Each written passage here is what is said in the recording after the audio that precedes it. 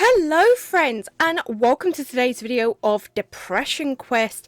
As suggested in the title, I will assume that this will be evolved around depression.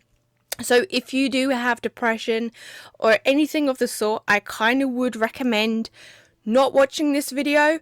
However, said person who is now going to play the game has depression themselves, so I'm kind of a little bit of a hypocrite if that says anything. But anyway, it says here, its emotional character is probably mostly indescribable except as a sort of double bind in which any or all of the alternatives we associate with human agency, sitting or standing, doing or resting, speaking or keeping silent, living or dying, are not just unpleasant, but literally horrible. David Foster Wallace. Well, yeah, because if you kind of come to think about it, every breath we take is just a breath closer to dying. I do apologize. I think I might end up triggering my depression through this, but I wanted to play this simply for the fact of to bring awareness about mental health. Mental health is a thing. Unfortunately, a lot of people in today's society seems to think like, oh, you're just upset, cheer up, or you've just got a headache, get over it, or something like that. Depression is not nice to deal with. It's really horrible. Some people tend to think that depression is like a light switch, which no, it's not, because don't you think people that have depression would keep that light switch off all the time rather than on? Do you know what I mean? But anyways, it just annoys me when people talk about depression like it's just, a little something, and then when that person, commits suicide or something like that, then they're like, oh, we lost such a valuable person to this planet. It's like 2 months ago you didn't give a fuck. Sorry. But you know what I mean? It just... oh, it annoys me. Anyways, Depression Quest is a game that deals with living with depression in a very literal way. This game is not meant to be a fun or light-hearted experience. If you are currently suffering from the illness and are easily triggered, please be aware that this game uses stark depictions of people in very dark places. If you are suicidal, please stop playing this game and visit this link to talk to someone. I'm going to open it up to see what it comes up with, because then I will link that in the description box below for you guys. I don't know if it even came up. The goal of this game is twofold. Firstly, we want to... okay, so the link decides to work now.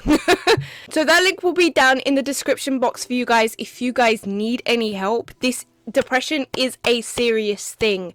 It is even worse when it's tied in with anxiety. It's just horrible. Firstly, we want to illustrate as clearly as possible what depression is like, so that it may be better understood by people without depression. Hopefully this can be something to spread awareness and fight against the social stigma and misunderstandings that depression sufferers face, as I basically said before. Secondly, our hope is that in presenting as real a simulation of depression as possible, other sufferers will come to know that they are not alone, and hopefully derive some measure of comfort from that. Yeah, as I would always want to say, if you've got depression, you are not alone. There are lifelines there for you.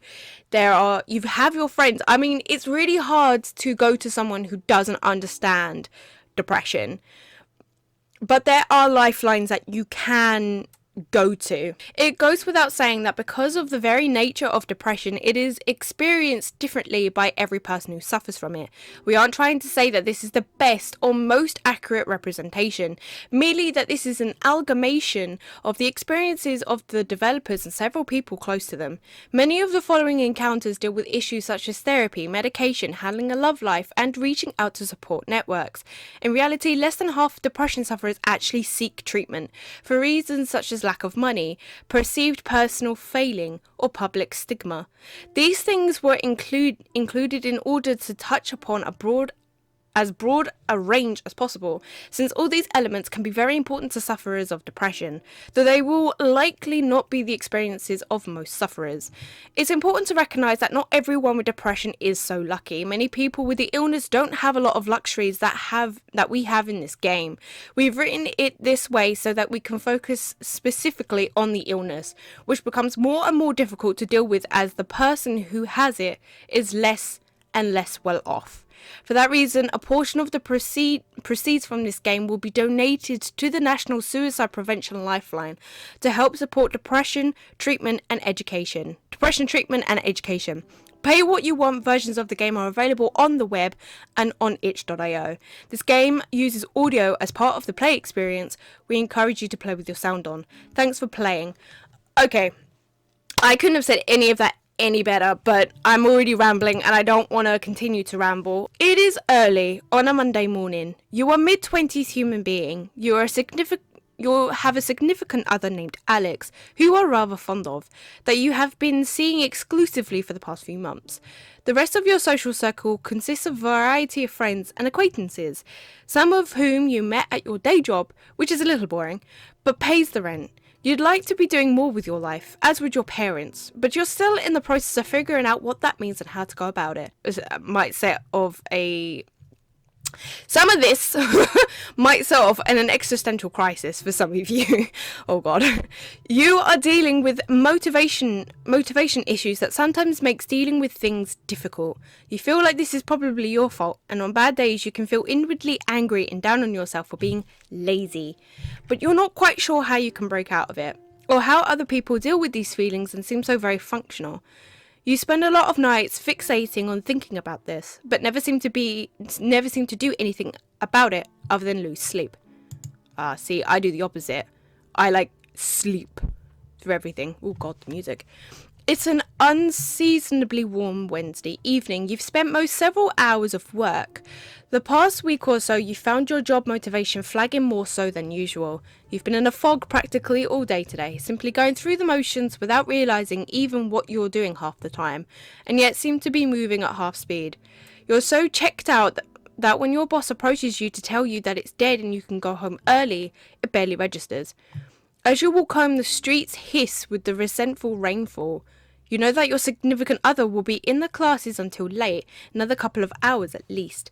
You briefly consider using this serendipitous solitude to catch up on that project you've been working on haphazardly for the past few months. A while back, you and some of your older friends were at a bar catching up. After liquefying considerably more of your paycheck than was perhaps responsible and ending up thoroughly in your cups, you open up to the only people you really consider yourself close to and end up launching into a drunken tirade about the meaninglessness of your utterly menial job and ultimately your own experience. Having never seen you in such a state before, your friends were briefly taken aback by your sudden uncharacteristic outburst. One of your friends suggested that you get involved with your hobby on a more regular long-term basis, suggesting that spending your energy on something you actually care about might help you to better cope with the shittiness of your 9 to 5. Although you were embarrassed that you let your guard down and you felt self-conscious that seeming to have single-handedly brought the mood down at the table, you convinced yourself on a cab ride home that maybe it would be worth trying out. You began to project some months ago and have miraculously managed to keep at it. Though your level of motivation and subsequent effort rises and falls considerably, while you were surprised when you started at how good it felt to actually work on something you were passionate about, lately you found it hard to muster the energy to really care about even this. That I can relate to. I don't want to talk about me with my depression. I don't want it to be me. But a lot of this I can actually relate to. There are a lot of things that I had difficulty with, for instance getting up out of bed and things like that. I mean, my medication helps, I guess, but sometimes even the medication doesn't take that little bit of edge off, and sometimes it's that edge you need taken off to be able to function as a normal human being. I'd say normal human being for someone who actually suffers from depression. Do you know what I'm saying? I don't want to offend anyone with what I'm trying to talk about. Again, remember the game did say that everyone suffers with depression in different ways. So this is going to be really hard because a lot of the things I say you might be able to relate to, or you just might think I'm an absolute idiot about because it's not something you can relate to, if that makes any sense. I don't want to like offend anyone or anything like that, but I feel like I'm slightly doing so. I do apologize. As soon as you think about the work that awaits you at home, you can feel the panic creeping in from the back of your brain, unbidden. All you can think about is how incredibly far behind you are, and the amount of work seems nothing less than insurmountable. Take your time with whatever you're doing, whether it's YouTube, your hobby, your job. Don't let anyone pressure you into thinking that there is a deadline. There is never a deadline with something that you enjoy.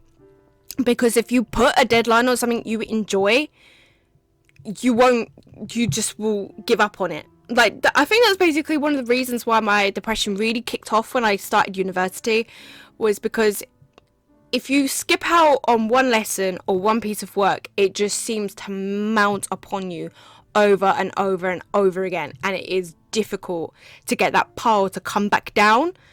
So then you start to panic and all the rest of it. By the time you arrive home and change out of your uncomfortable work clothes, the stress is weighing down on you like a heavy, wet wool blanket. Your computer seems to be staring you down from your desk. You want to sit down and work, but the mere thought of trying to work sends your stress levels flying. More than anything, you suddenly feel absolutely exhausted and feel a strong desire to simply hide in bed. Do you order some food, grab a drink, and hunker down for the night of work? Reluctantly sit down at your desk and try and make yourself do something. Turn on the TV, telling yourself you just need a quick half an hour to unwind from work. Crawl into bed, you're so stressed and overwhelmed you couldn't accomplish anything anyways. You are depressed, interaction is exhausting, and you are becoming more and more withdrawn. You are not currently seeing a therapist. You are not currently taking medication for depression. I'm going to say to wind down, because that helps. Again, don't rush with whatever you actually feel passionate about. Just a half an hour of TV, you tell yourself, absolutely grasping for the remote. You don't so much sit down on the couch as sink into it. You turn on the TV and start going through your usual channel routine. After a few cycles of this, you realise that you're not really doing much more than the thumb calisthenics and absolutely killing time. You check the clock and see that over 20 minutes have already passed since you sat down.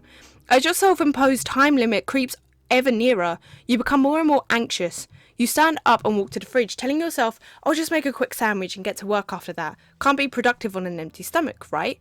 As you eat, you start pacing around your apartment, heading past your bedroom in the process. You stop in the doorway, as if physically unable to cross the threshold. Familiar waves of exhaustion start racking you and feel simultaneously tired and panicked. You close your door and head back to the couch. It's still early yet, you tell yourself. As long as I get to work in an hour, I'll have plenty of time to be productive. See what they're doing? Some people might not be able to pick this up, but what they're doing is they know they've got something to do, hence the project, right? Half an hour of TV to unwind from work, yes? Okay, cool. But then you still got that project to do, and you still feel stressed out. So yeah, you go and make yourself a sandwich. How long does it take to make a sandwich? About a couple of minutes. And then to eat it, about a couple minutes more, depending on how slow you eat or how fast you eat. And then you start pacing, because you know that you've got that project in the back of your head lingering there, knowing you've got to do it. And so you start pacing up and down. I don't personally pace. I tend to space out in my own thoughts. So it kind of like, no one's home but the lights are on. Do you know what I mean? One of those things. And then you, what did it say here? As long as I get to work in an hour, I'll have plenty of time to be productive. They're pushing it back even further. So by now, you've had, let's say half an hour already with the TV and the sandwich. And then you're putting an extra hour on top of that half an hour to get something done. Again, if you put a time limit on to doing something or to wind down, it doesn't matter what it is, the more you're going to push that, deadline back. And the more you push it back, the more you're not going to get it done, because you've set a deadline. If you exclude the deadline and just go to your project when you feel that you can, like, tomorrow I'll work on it tomorrow I'll work on it, or, and then you don't touch it for 2 weeks because you just don't feel like it, fair enough. No one rushes you. You're not doing it for the world. You're doing it for yourself. Do you see what I'm saying? So take your time. No deadline is what makes everything a lot easier. As you flip channels and let the CSI and Jeopardy reruns wash over you, you sink deeper into the couch, feeling at once encroached upon and shielded by being quite literally swallowed up by it. As the second hour draws nearer, sure enough, you find yourself getting anxious and jittery. You repeat the fridge-paced couch process a couple more times before you look at the clock and realise that several hours have passed, and, not surprisingly, you've managed to get no work done. You crawl into bed, acutely aware of the fact that you have work in the morning, and that an opportunity you had to catch up on your own creative endeavours today was squandered. You're feeling so disgusted with yourself that when Alec calls you to talk to you on her way home from class, you simply say you had a really rough day at work and you're trying to rest up before your shift tomorrow. I'm really glad that the person like this character that we're playing is male. Simply for the fact I feel like this is just from my own personal experiences with people that I know. I feel like mental health with men is a lot more dismissed than it is with women. Like, I know mental health is dismissed regardless. Like, a lot of people just go, oh, you're just upset, cheer up, go eat a Kit Kat or something like that. I don't know. But then when it actually comes down to genders, I feel like with men, not even with just depression, with abuse, anything like that, sexual harassment and things like that, men just get passed off for it. But it's the exact same, maybe not the exact same, but it is the same situation that a woman has gone through, yet women are more cared for because women are seen as vulnerable, whereas men, oh, you're a man, you can look after yourself, why did you let her touch you, or why did you, I don't know, it just, again, it frustrates me. It doesn't matter what you do or don't have in between your legs defines what goes up on in your head. Like, depression kills. Like, there's only two options when it comes to depression. It's either you commit or you get better. And it's really sad that half the time people commit because they feel like they've got no way out. Like, if you go and look at statistics of suicides from depression between men and women, I would say if it's not roughly the same, I think men would be a little bit higher, because I feel like some men can't go and talk to someone because they're like, oh, you're a man, you do-do-do. It's like, doesn't bloody matter, does it? Like, if it saves that person, shouldn't you be able to do it? I feel like I'm raging. I'm like ranting away. Okay, she says she understands and wishes you a good night, though you can't help but notice she sounds slightly disappointed. Yeah, you could have asked her about her day or something like that. To distract yourself from your day, ask about someone else's. Ironically, the stress of potentially upsetting your partner compounds with the stress of not having gotten anything done this evening and the stress of having to go into work tomorrow. The buzzing of anxiety in your brain melts together with your body's utter physical exhaustion, and you sink into a semi-hypnagogic anxious funk. Too tired to try and work, but too anxious to fall asleep for several hours. Oh, okay. So it's like you're extremely exhausted to actually do anything. But because you're so adrenaline pumped on anxiety, it just keeps you awake. Therefore, you keep thinking and thinking and thinking and thinking. Did you see how it starts to pile up? It's a bit... You're very depressed. You spend a large amount of time sleeping, hating yourself, and having very little energy of your motivation. Sorry, very little energy or motivation. You are not currently seeing a therapist, and you're currently not taking medication. It's a mild Friday afternoon. Alex calls you from one of her classes, telling you that there's going to be a really awesome birthday party tonight at her apartment that one of her roommates is throwing. You've hung out with this roommate a few times with Alex, and you get along well, but aren't particularly close. You don't work in the morning and have nothing else in particular to do tonight. You are feeling kind of run down and you have been fatigued most of the time lately. You mentioned that you're feeling ill because you're not sure how else to explain those feelings to someone else, and say you aren't sure that you can make it tonight. There's a second of silence over the phone, and you swear you can hear the sound of your partner's face fall. She tries to convince you anyway. You haven't seen her this week and she sounds pretty insistent that you come over. She even drops a few suggestively worded hints that you can stay over with them tonight after the party. What do? Agree to shake off your funk and go and have a good time with your girlfriend. Agree to go. Say you're really just not feeling well and can't make it. See, I feel like the ones that are crossed out are basically someone who doesn't suffer with depression. So they're a bit like, oh, I feel a bit down, but oh, whatever, it's a party, let me go have a fun time. Whereas for someone who has depression, agreeing to go is like, yeah, all right, I'll come. Yeah, it's a bit like that. It's not a happy-go-lucky, like, yeah, I'll come, woo. It's more of like, fair enough, I'll be there in about an hour. Yeah, it's something like that. Where and then obviously you got the other time where it says say that you're really just not feeling well and can't make it. It's more of like, nah, you know what, I just really don't feel very well, I'm just gonna go to bed. Yeah, it's one of those things. I don't know how much I'm actually being relatable for some people, but this music's banging. You agree to go even though you're not feeling social. You know it's important to Alex and you'd really like to see her. Seeing her does make you feel better sometimes, and you hope that this is the case tonight, even if it does mean dealing with all the usual social anxiety. Oh, social anxiety sucks. The time to leave rolls around and you grab your overnight bag. Alex's apartment is a short walk away and there are already people hanging out on the porch. You feel your chest tighten as you approach the building and try to still your nerves. You quickly find your partner chatting away with the birthday girl, and Alex immediately lightens up when she sees you. I'm so happy you came, I wasn't sure if you were going to make it.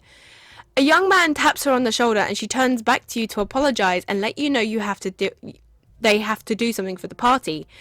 Alex hands you a beer and plants a kiss on your cheek before going off to deal with whatever came up. As you look around, you don't see anyone else you recognise. Enthusiastically socialise. See, that's me when I'm drunk. Okay, 2. Awkwardly stand in the same spot, unsure of what else to do. Put your bag in your Alex's room and avoid the crowd in there for a while. Cling to the back wall, sip your beer and wait for your girlfriend to return. Proceed to drink in earnest, hoping it makes you feel less uncomfortable. Personally, if it was me and I knew I only knew one person to the party, it's most likely I wouldn't have gone.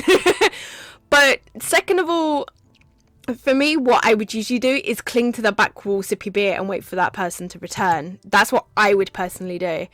As Alex leaves, you are not quite sure what to do with yourself. Standing in the middle of the room leaves you feeling kind of exposed, and you don't feel ballsy enough to randomly approach any of the groups of people clustered together talking. You head to a clear spot on the back wall and lean against it. For some reason, this always feels a lot more secure. You scan the party for a familiar face or any sign of your partner and come up with nothing. Not sure what else to do and worrying that you must look creepy just standing there watching everyone, you take your phone to keep yourself busy. Literally me. 20 semi-tedious games of Bejeweled Blitz later, your partner returns. You spend the rest of the night with Alex, occasionally being introduced to people and nodding along the group conversations even if you don't participate that much. At the end of the night, you're falling asleep with your girlfriend in the crook of your arm. She thanks you again for coming. Half drunk, she confides that she thought you were going to flake out and was pleasantly surprised that you managed to come out. She says it lovingly, but you're not quite sure how about that statement. Yeah, someone with depression, she's saying it drunk. To think that, you were going to flake out, but then surprised at your appearance kind of makes it seem like they have a very low standard of you. At least that's how I would pursue it. But literally me standing in the corner or on a back wall when I know no one else but only this one person who's walked off. Literally me. I would either be standing there with a glass, like not even looking at anyone because I have social anxiety myself. So I'm like standing in a corner. I will like occasionally look up, but then I'll look back at my drink it, go on my phone, put it back in my pocket, drink, maybe look around a little bit more. That's literally Me. I can relate. It's a little afternoon on a muggy Saturday. Your mother has come over for a surprise visit, claiming loudly that she doesn't see you enough, so she decided to invite herself over. As you converse, she walks around your place, and you get distant impression that you're being inspected. So what's going on with you lately? She asks abruptly. Taken somewhat aback by this left fielder, you tell her you're not sure what she means. She repeats the question, saying that you haven't seemed like yourself lately. She gestures to the dirty dishes piled in the sink and notes the fact that you haven't called or visited in a while. Your reticence only seems to spur her on more. She pressures you, asking if you're having problems at work or with Alex, and you're beginning to feel increasingly battered by her sudden well-meaning by overwhelmingly inquisition. Under her questions, you become increasingly uncomfortable. You want to be able to explain to her how you've been feeling, but the truth is, you're not really sure yourself. Nothing horrific has happened at work or with your significant other or friends or anything like that. But all the same, you can't deny that lately you've just felt drained, and though you're not really here. You wish you could tell your mother these things, but she hasn't been approachable about negative emotions in the past. She is the kind of person who holds the opinion that the solution to any problem is to simply try harder and maintain a positive attitude, a stance that has reared its head in past conversations when you've begun to explore the subject with her. You know she's unlikely to be understanding, and you feel the energy drain out of you when you imagine what would happen if you managed to blurt out everything you are feeling. What do? So I can't let her know that you've been feeling down lately and that you appreciate her concern. Okay, try to be honest with her anyway. Tell her that everything is fine and thank her for asking. Change the subject. See, I've personally not had someone close to me that doesn't understand depression. It kind of sometimes feels for me that if I know that other person has depression, I kind of try and make a bond with them to make them realize that they are not alone. So when it comes to someone that doesn't really understand it and brushes it off like it's just a little, oh, you're just a little upset, don't worry about it, cheer up, that kind of thing. To me, I would personally just say that everything is fine and thank her for asking. That's what I would personally do. I mean, it's not really the right thing to do, but if it's not going to get through to them, then you may as well just explain how you feel to a wall. Does that make any sense? I'm okay, Mum, really. Thanks for worrying about me. Your mother looks at you from across the room with furrowed eyes, and you wonder if the tone in your voice was the least bit convincing. She slightly opens her mouth as though she was about to say something more, but instead she digs through her purse for her cell phone, having apparently decided against it. Well, as long as you're okay, honey, her voice trails. As your mother returns to what amounts to more or less small talk, you realise that this part of the conversation has happened a lot recently. Some will express concern for you, or ask if you're okay out of seemingly nowhere. You tend to find that it's simpler to just declare that you're okay than find the right words for complicated and murky feelings. Besides, since none of them are in reaction to a specific event, maybe you really are okay and just complaining about nothing anyway. Sometimes when you insist that you're okay to those who ask, you have to wonder if you're trying to convince them or yourself. Can relate. It is a lazy Sunday morning. You are idly clicking around online as your phone rings. Sam, a co-worker of yours that you're friendly with, asks you how you are and makes hurried small talk with you. You typically only ever talk to him on the phone when one of you needs a shift covered, so it's slightly awkward. You're waiting in anticipation for him to ask how to come in on short notice when he veers the conversation in a completely different direction.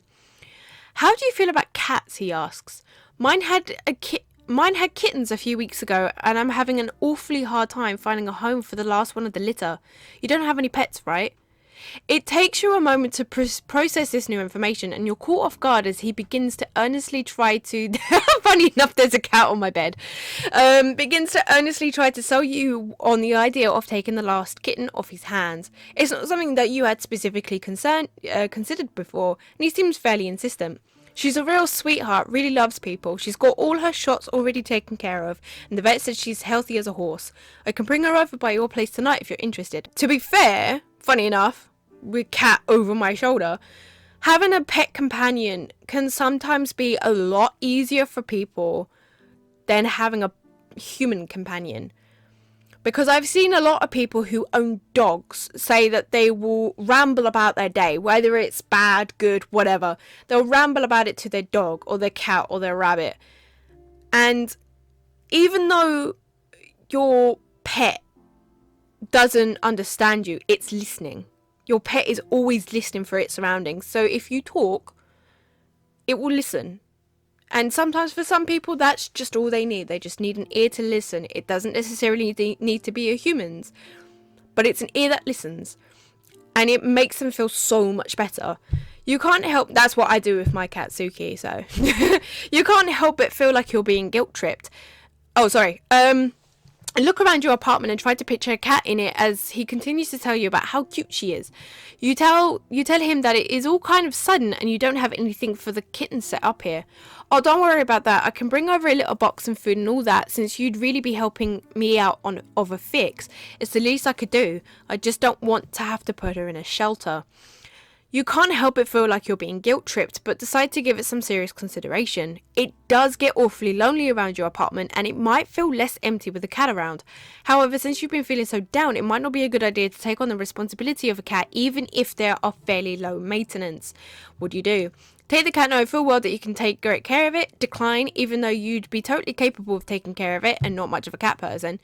Become a cat owner. You could use the companionship. Decline, you're not in a good enough place to be taking on more responsibility right now. Decline, you don't like cats. I'm going to take the cat. I'm going to take the cat because sometimes just having a furry friend helps. You accept the offer of the kitten and hang up shortly after making the arrangements for your co-worker can drop her off tonight. You're not entirely sure what to expect, and you spend the rest of the afternoon researching cat care online and trying to think of a name. The evening rolls around and you hear a knock at your door, startling you out of reading Wikipedia entirely too hard. You take possession of a small, terrified black and white kitten in a carrier, along with everything you need to start taking care of her. You take her into your bedroom, close the door, and open the door to the carrier excitedly. She cowers in the back of it, and you back off. Feeling slightly defeated, you remember what you researched on introducing your kitten to a new home and leave her alone to go mess around on your computer, hopefully checking over your shoulder every so often to see if she has come out yet. She hides inside her carrier, periodically making soulful cat howls long enough for you to start worrying that she already doesn't like you. By the time you go to bed, she's curled up at the foot of it, eyeing you nervously before falling asleep. Over the next few days, you gain her trust and she begins affectionately following you around, sleeping on you and hopping up on you any time you sit down to do some work. See? That's all you need. Time with a new companion. It's late Friday afternoon and quitting time is just around the corner. A bright, clear day is giving way to a still temperate evening. You hear your co-workers all around you anxiously making plans for their evenings and weekends, but you're really looking forward to just going home and resting after what's turned out to be a very long and taxing work week. Just before the end of your shift, you get a call from Alex. It seems a group of your mutual friends are heading out to a nearby pub for dinner and drinks to celebrate the end of the week, and they want to know if you'd like to come along. You tentatively tell her that you're emotionally exhausted from the work week and a social outing like that would take too much out of you today. You encourage her to go and have a good time, since you know it's been a while since she's gone out with friends, but the effort feels futile since you know she isn't going to go without you. A couple of hours later, the two of you find yourselves in a familiar position, on the couch, watching comedy shows on Netflix, a box of pizza open on the coffee table in front of you. As you look across the couch at her, you start to feel anxious. You feel bad about effectively forcing the two of you to stay in tonight again. While you are always appreciative of your partner's efforts to take your feelings into account and help make sure you're socially comfortable, one of my cats just left, you socially worry that you're holding her back from enjoying a more fulfilling relationship. While she does seem to enjoy spending time with you as the two of you sit in comfortable, almost contented silence watching old shows you've each seen 2 or 3 times before, your ever-increasing fear that your relationship is becoming one-sided weighs more and more heavily on you. You feel more than ever like a burden on her or a ward to her, and it is virtually impossible for you to see what value you could possibly offer to her in return. Worst of all, this nagging fear has made you feel more self-conscious than ever, withdrawing ever inwards, and you started to pull away even from Alex herself. What do? Okay, 1. You know despite the bad times your girlfriend sincerely loves you, relationships are a two-way street, and you resolve to always be there for her like she has been there for you. 2. Tell Alex how important she is to you and enjoy your relationships. 3, ask Alex if she's happy with your relationship. 4, don't say anything. You're already worried about her being upset with you. Ask her. It's no good sitting there wondering when you could be knowing. You look over at Alex, who hasn't noticed you watching her yet, and you try to pass the expression of her face. You worry that it's one of sheer boredom and bare tolerance. You wonder if she's thinking about all the fun things she could have been doing tonight if she wasn't trapped on this couch with you, ordering from one of the same 3 takeout places that you've always ordered from. A sense of disappointing her creeps over you as you picture what the night could have been if you had just accepted the invitation she had made earlier. I know this is a pretty boring Friday night for you. Are you really happy being with me? Being like this? She turns to look at you, forehead wrinkled. Why do you ask me that so often? You feel her body stiffen and you pull away from yours just a little. Well, I mean, you start, but you're unable to try and think of how to answer. 1, it's probably silly, but it's reassuring when I hear that we're on the same page. 2, I want to make sure I'm right for you. 3, I know it's not what you'd usually be up to. I don't know. I guess I kind of worried that you're getting bored sometimes. Never mind. Because I know it's not something you'd usually be up to. Alex frowns. What do you mean by that? I just mean you're usually going out and doing things, partying and stuff, you know? She sighs and falls against the couch. It's not like I want to do those things all the time. I like nights in too, just like everyone else. She turns to you, frustration wearing on her face. Sometimes I swear it feels like you don't know me at all. It's not that, your voice trails off and you notice that she has an exasperated look on her face that you have seen once or twice when you've had conversations like this. Conversations where you're poorly expressing your own self-doubt and insecurities, seeking reassurance by really feeling like you're making things worse. She sighs again, this time louder, turning towards the flickering screen. I like spending time with you, okay? If I didn't, I wouldn't be here. The annoyed tone in her voice makes you think otherwise, but you take it as a sign that you should probably drop it for now, and you feel badly for upsetting things. That's very true. That I can relate to as well. What I'm going to do is I'm going to leave this video here. I've been talking for about 40 minutes now, and there seems to be a lot more to this game than I thought, which is kind of cool. If you guys want to see this video again, please let me know down in the comment section below. But for now, if you did like this video, please click that like button down below. And while you're there, please click that subscribe button so you're told when my next video has been uploaded. Bye.